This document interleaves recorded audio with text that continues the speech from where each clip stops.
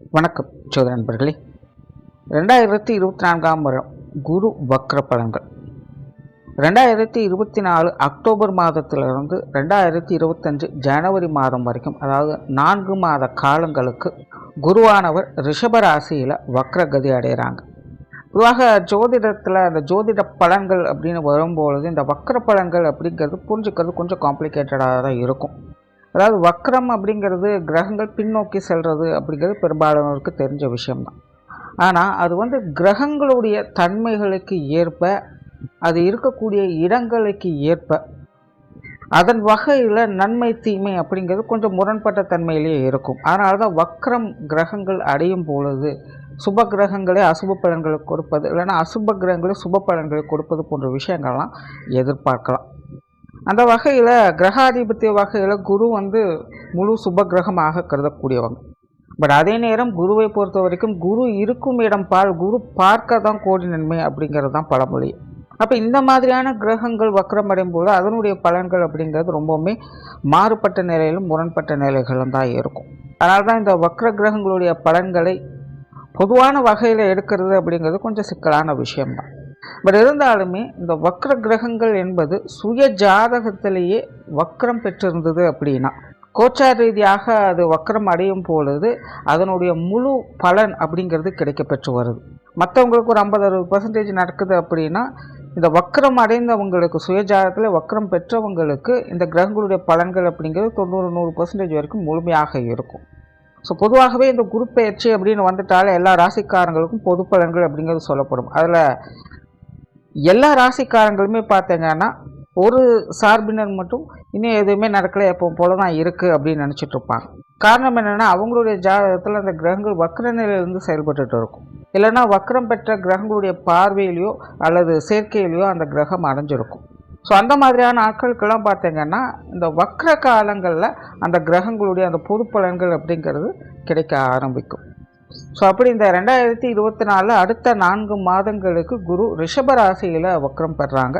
So பொதுவான வகையில் ரிஷபராசியில் குரு வக்ரம் பெறும் பொழுது இது ஒரு கலவையான பலன்களை தான் கொடுக்கும். கிளியராக சொல்லணும்னா, கடைசி 5-6 மாதங்கள் ரொம்பவுமே யாரெல்லாம் ஸ்ட்ரகிள் ஆகிக்கிட்டு இருக்கீங்களோ அவங்களுக்கெல்லாம் பார்த்திங்கன்னா இந்த அடுத்த 4 மாதங்கள் அப்படிங்கிறது ஒரு நல்ல மாற்றங்களை ஏற்படுத்தி கொடுக்கும். பட் அதே கடைசி 5-6 மாதங்கள் ஏதோ பரவாயில்ல சமாளிச்சிட்டு அப்படின்னு நினச்சிட்டு இருக்கிறவங்களாம் பார்த்திங்கன்னா அடுத்த 4 மாதங்களுக்கு கொஞ்சம் மந்தமாகத்தான் இருக்கும். அதாவது நெகட்டிவாக இருக்காது, விஷயங்கள் காரியங்கள் மந்தமாக இருக்கும்.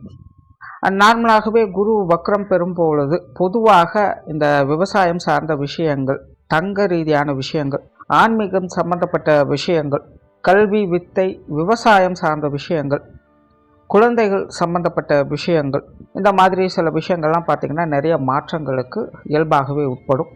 ஆல்ரெடி இது எல்லாமே பொதுவான வகையில் இன்றைய சூழ்நிலைக்கு கொஞ்சம் பேசு பொருளாகத்தான் இருக்குது.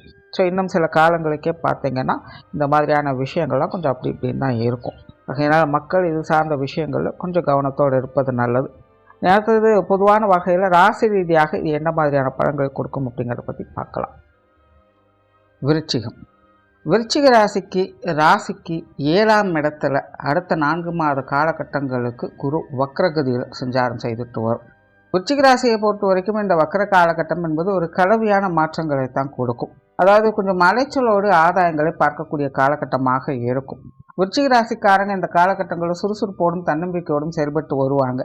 பட் அதே நேரம் தேவையில்லாத பேச்சுவார்த்தைகள், முரண்பாடான சில கருத்து வேற்றுமைகள் போன்ற விஷயங்களையும் அவ்வப்போது பார்க்க வேண்டியதாக இருக்கும். சின்ன சின்ன மன குழப்பங்கள் மற்றும் மன பயங்கள் போன்ற விஷயங்கள் இந்த காலகட்டங்களில் போகும். பட் அந்த மாதிரியான விஷயங்கள்லாம் பெரிதுபடுத்திக்காதீங்க. அதாவது அப்பப்போ சின்ன சின்ன குழப்பங்களை கொடுக்கக்கூடிய வகையில் இது எல்லாமே வேலை செய்யும். பட் இருந்தாலுமே அது சாதகமான நிலைகளில் தான் முடிவு பெறும். ஆகையினால் விருச்சிக ராசிக்காரங்க அந்த மாதிரியான விஷயங்கள்லாம் குழப்பிக்கொள்ள வேண்டிய அவசியம் இருக்காது. காரியங்கள் மற்றும் செயல்பாடுகள் வகையில் இந்த காலகட்டங்களில் ரொம்பவுமே கருத்தாக இருப்பாங்க.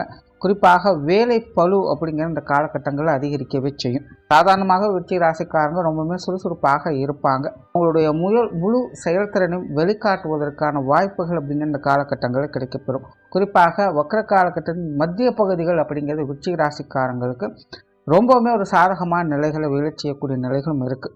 குறிப்பாக இந்த காலகட்டங்களில் விருச்சிக ராசிக்காரங்களுக்கு தொழில் வேலை உத்தியோக ரீதியாக மற்றும் பொருளாதாரம் சார்ந்த விஷயங்கள் மூலமாக நல்ல மாற்றங்களை பெறக்கூடிய அமைப்புகள் அப்படிங்கிறது இருக்குது. சமீப காலத்தில் விருச்சிக ராசிக்காரங்களுக்கு இந்த பொருளாதார ரீதியான விஷயங்கள் அப்படிங்கிறது கைமீறி சில செலவுகள் விரயங்கள் அப்படிங்கிறது ஏற்பட்டிருக்கலாம். அதாவது ஏதோ ஒரு வகையில் அவங்க பிளான் பண்ணது ஒரு விஷயமா இருக்கும், பட் நடந்தது ஒரு விஷயமாக இருக்கும். அந்த வகையில் கையில் இருந்த காசு பண சமாச்சாரங்கள் அப்படிங்கிறது அளவுக்கு அதிகமாக கொஞ்சம் கரைஞ்சு போயிருக்கும். ஸோ அந்த மாதிரியான விஷயங்கள் எல்லாமே இந்த காலகட்டங்களில் சரியாகிறதுக்கான வாய்ப்புகள் இருக்குது. ஸோ பொருளாதார நிலை அப்படிங்கிறது விருச்சிக ராசிக்காரங்களுக்கு இந்த காலகட்டங்களில் கொஞ்சம் சாதகமான நிலைகளில் வேலை செய்யும். பொருட்கள் வாங்கல் விஷயங்கள் திருப்திகரமாக இருக்கும். வெளியிலிருந்து எதிர்பார்த்த தொகைகள் அப்படிங்கிறது வந்து சேரும். கடன் சார்ந்த விஷயங்களுக்கு சில நல்ல அமைப்புகளை பார்த்து வருவாங்க. தொழில் வேலை உத்தியோக கிரியாக்கம் நல்ல மாற்றங்களையும் முன்னேற்றங்களையும் பார்க்க முடியும். புதிய வேலை வாய்ப்புகள், தொழில் வாய்ப்புகள் போன்ற விஷயங்கள்லாம் இந்த காலகட்டங்களில் விருச்சிக ராசிக்காரங்களுக்கு ரொம்பவுமே சிறப்பாக இருக்குது. இன்னும் சொல்லப்போனால் மத்திய வயதுக்கு மேற்பட்டவங்கள்லாம் பார்த்தீங்கன்னா வேலை சார்ந்த விஷயங்களை ரொம்பவுமே மும்முரமாக செயல்படக்கூடியவங்களாகவும் இருப்பாங்க. எதையாவது புதுசாக சாதிக்கணும், அச்சீவ் பண்ணணும் அப்படிங்கிற எண்ணத்தோடு அவங்க செயல்பட்டுட்டு வருவாங்க. வெளியூர் மற்றும் வெளிநாடு சம்பந்தப்பட்ட விஷயங்கள் கூட இந்த காலகட்டங்கள் உங்களுக்கு சாதகமான நிலைகளே வேலை செய்யும். வழக்குகள் சார்ந்த விஷயங்கள் கூட எதிர்பார்த்த நன்மைகளை கிடைக்கப்பெற்று வரலாம். சொத்து சுகங்கள் மற்றும் வாகன ரீதியான விஷயங்களில் கொஞ்சம் அலைச்சலும் மந்தத்தனமும் இருந்தாலும் ஆதாயம் தரக்கூடிய அமைப்புகள் அப்படிங்கிறதும் உண்டு. சிலருக்கு இந்த ஆடை ஆபரண சேர்க்கைகள், வீட்டு உபயோகப் பொருட்கள் சேர்க்கைகள் இல்லைனா வாகனங்களை பழுதுபார்ப்பது அல்லது மாற்றிக்கொள்வது போன்ற விஷயங்களை இந்த காலகட்டங்களில் எதிர்பார்க்கலாம். அதாவது உங்களுக்கோ அல்லது வீட்டிற்கோ தேவையான முக்கியமான பொருட்களை வாங்குவதற்கான வாய்ப்புகள் அப்படிங்கிற இந்த காலகட்டங்களில் இருக்கும். அல்லது நீண்ட நாட்களாக வாங்கணும் அப்படின்னு நினச்சிட்டு இருந்தால் சில முக்கியமான பொருட்களை வாங்கக்கூடிய அமைப்புகள் இந்த காலகட்டங்களில் ஏற்படும். திருமணம் சார்ந்த விஷயங்கள் இந்த காலகட்டங்களும் கொஞ்சம் சாதகமாக இருக்குது. புத்திரபாக்கிய அமைப்புகள் அப்படிங்கிற இந்த காலகட்டங்களில் ஒரு அளவான அமைப்போடு தான் செயல்படும். மருத்துவ உதவிகள் அப்படிங்கிறது இது சார்ந்த விஷயங்கள் உங்களுக்கு தேவைப்படும். உடல்நலம் சார்ந்த விஷயங்களில் சாதகமான அமைப்புகள் இருக்கும். உடல்நல விஷயங்களில் முன்னேற்றங்கள் அப்படிங்கிறதும் ஏற்படும். பட் பேச்சுவார்த்தைகள் மட்டும் கொஞ்சம் காரசாரமான விஷயங்கள் இருக்கும். அதனால் அப்பப்போ கொஞ்சம் டென்ஷனும் வேண்டாம் வெறுப்பான விஷயங்களும் பார்க்க வேண்டியதாக இருக்கும்.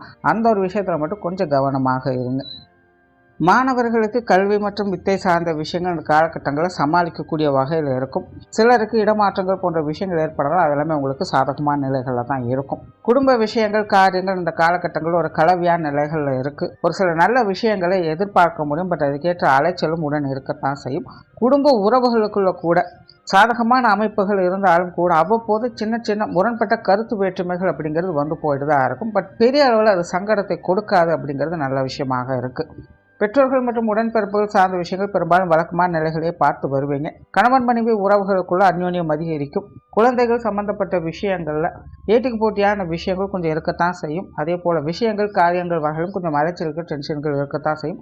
ஸோ குழந்தைகள் வகையில் விருச்சிக ராசிக்காரங்க கொஞ்சம் கவனத்தோடு இருப்பது நல்லது. உற்றார் உறவினர்கள், நண்பர்கள் வகையில் சில சாதகமான அமைப்புகளை எதிர்பார்க்கலாம். காரணம் இந்த காலகட்டங்களில் விருச்சிக ராசிக்காரங்களுக்கு சங்கடம் கொடுக்கணும் அப்படின்னு நினைக்கவும் கூட அப்போதைக்கு கொஞ்சம் ரெஸ்ட் எடுக்கலாம் அப்படின்னு கொஞ்சம் ஒதுங்கி போகத்தான் செய்வாங்க. ஆகையினால் வெளி விஷயங்கள், காரியங்கள், உற்றார் உறவினர்கள், நண்பர்கள் சார்ந்த அனைத்து விஷயங்களுமே விருச்சிக ராசியை பொறுத்த வரைக்கும் கொஞ்சம் சமாளிக்கக்கூடிய நிலைகளில் தான் இருக்குது. ஸோ ஓவராலாக விருச்சிக ராசியை பொறுத்த வரைக்கும் குருவினோட வக்ர காலகட்டம் என்பது தனிப்பட்ட முறையில் விருச்சிக ராசிக்காரங்க ரொம்பவுமே சுறுசுறுப்போடும் கலகலப்போடும் காணப்படுவாங்க. காரியத்தில் கருத்தாக இருக்கக்கூடியவங்களாக இருப்பாங்க. அப்பப்போ சின்ன சின்ன டென்ஷன், அலைச்சல் தரக்கூடிய விஷயங்கள் மட்டும் வந்து போகும். ஸோ அந்த மாதிரியான நிலைகளை மட்டும் கொஞ்சம் அனுசரித்து வந்தீங்கன்னா இந்த வக்ர காலகட்டம் என்பது விருச்சிக ராசிக்கு அனைத்து வகையிலுமே சாதகமான அமைப்புகளோடு தான் செயல்படும். நன்றி, வணக்கம், வாழ்க வளமுடன்.